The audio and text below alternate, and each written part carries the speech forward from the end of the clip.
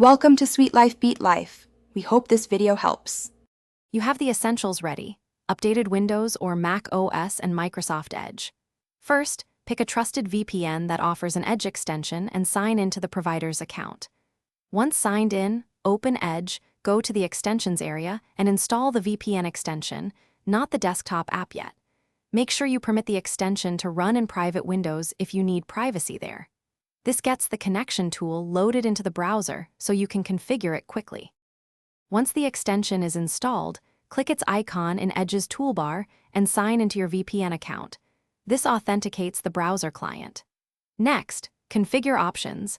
Enable auto-connect to secure networks or enable split tunneling if you need only certain sites routed through the VPN.